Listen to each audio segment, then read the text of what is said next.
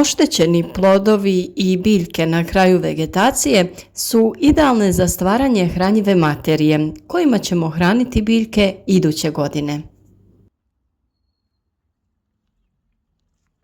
Svi makro i mikroelementi su sadržani u plodovima i ostalim dijelovima biljaka, tako da ćemo ih iskoristiti za kompost. Samo kompostiranje je naime prirodan proces razlaganja organskog materijala pri kojem se stvara velika količina humusa. Ovo hranjivo treba dodavati u većim količinama i to nekoliko puta godišnje.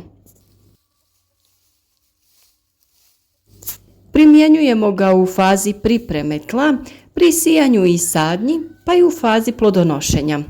Hranjive tvari koje se stvaraju kompostiranjem omogućuju brži razvoj biljke, a tlo obogaćuju i mikroorganizmima koji stvaraju bolju strukturu tla. Za stvaranje komposta koristimo se i glistilištem. U ovaj proces dodajemo stajsko gnojivo koje prerađuju kalifornijske gliste. Proizvodnju glistenjaka kao i samu konstrukciju glistilišta ćemo detaljno opisati u jednom drugom videu. A vi ako već niste, zapratite naš kanal kako bi pravovremeno dobivali informacije o novim videima. Gliste imaju pozitivan učinak u preradi komposta, pospješuju strukturu tla, pa su nezamjenjivi saveznici svakog vrtlara.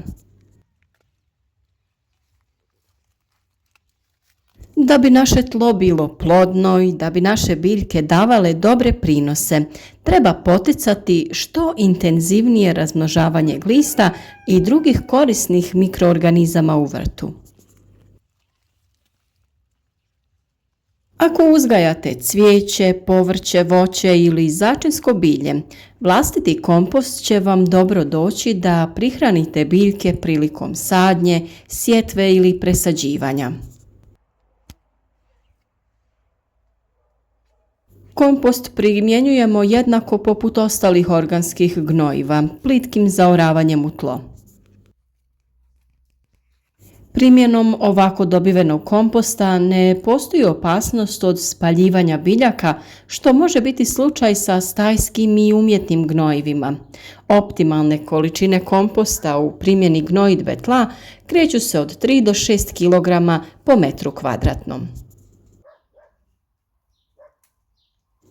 A sami rezultati kompostiranja su vidljivi nakon samo nekoliko dana od trenutka dodavanja biljkama. Bujno povrće sa tamnozelenim listovima i krupnim plodovima je znak da su biljke dobro uhranjene i da im ne treba dodatna prihrana. Svako kućanstvo proizvodi biootpad koji se može jednostavno razgraditi i iskoristiti.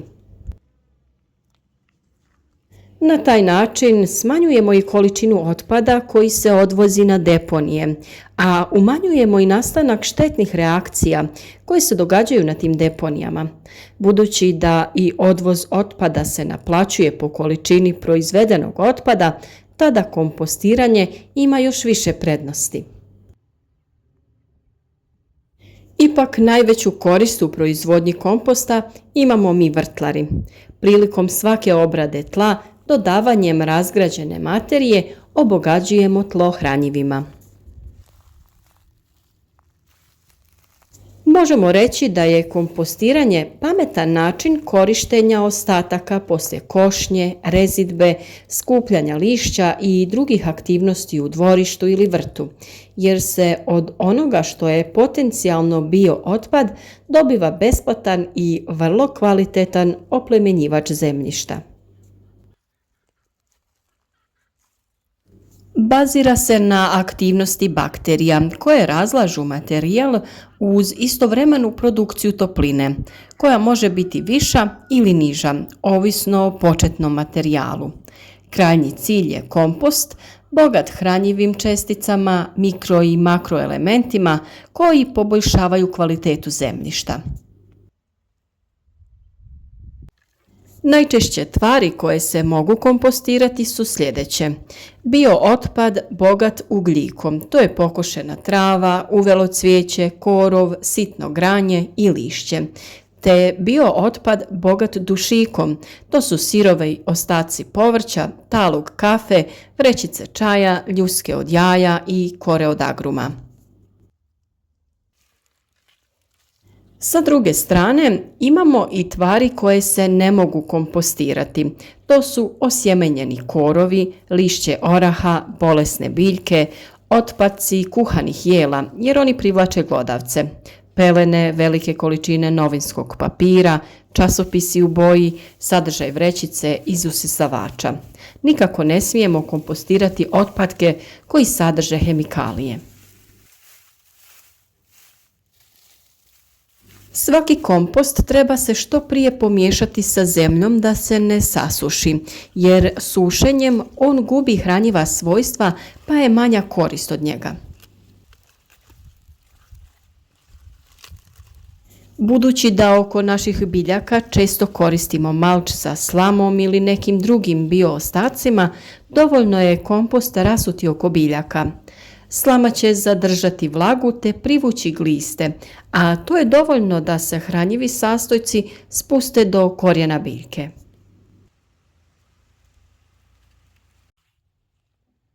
Cijeli proces kompostiranja može se svesti na 6 koraka.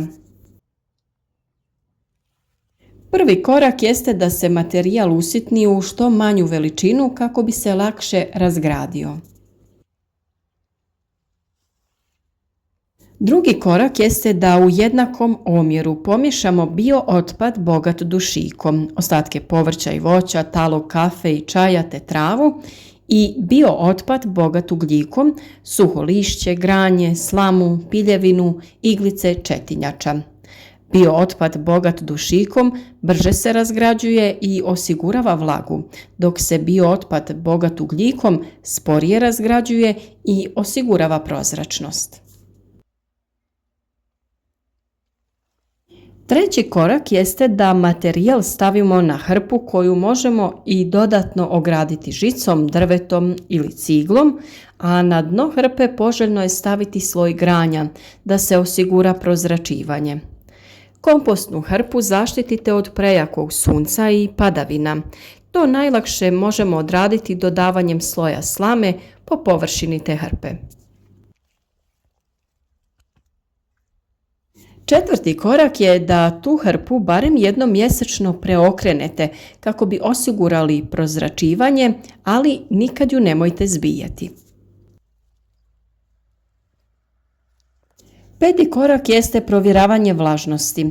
Vlažnost kompostne hrpe provjerimo metodom knedle. Potrebno je uzeti šaku kompostnog materijala i lagano ga stisnuti. Ako iz šake curi tekućina, znači da ima previše vode. Ako se u stisnutoj šaci ne osjeća vlažnost, voda nedostaje. A kada materijal u šaci ostane zbijen u grudi, tada je vlažnost primjerena.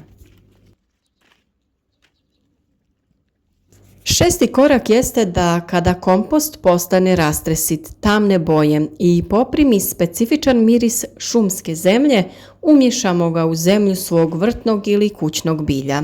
Za taj proces da dobijemo kompost potrebno je otprilike 9 mjeseci. Obogaćivanje tla humusom je jako bitan korak u proizvodnji voća i povrća. Humus u prvom redu vrlo povoljno utječe na strukturu tla. Teška i izbijena tla postaju huminizacijom rastresita, rahla i lakša, a time se poboljšavaju i druga svojstva tla. U prvom redu režim vode, prozračnost i toplina. U pogledu hemijskog svojstva humus sadrži sva potrebna biljna hranjiva. Humus utječe i povoljno na biološka svojstva tla time što je izvor ugljika potrebnog za život i razmnožavanje mikroorganizama. Mikroorganizmi rastvaraju organske tvari i razlažu ih na mineralne sastojke koji biljkama služe za ishranu. Prilikom raspada humusa stvara se CO2 koji je biljci potreban za asimilaciju i koji u tlu aktivira biljci nepristupačne hemijske spojeve. Pored vrta uvijek imamo veću količinu stajnjaka u kojem čuvamo organizme koji imaju ulogu da prerađuju ostatke biljaka kao i drugog biološkog otpada. Svijest o preradi biootpada je jako bitna ne samo kada je u pitanju smanjenje otpada koji čovjek proizvodi, već i kada je u pitanju hrana koju dobivamo u proizvodnji povrća. Primjenom ovakvog hranjiva smanjujemo potrebu za primjenom umjetnih hranjiva. Na taj način smanjujemo troškove proizvodnje, a naše voće i povrće postaje ekološki prihvatljivo.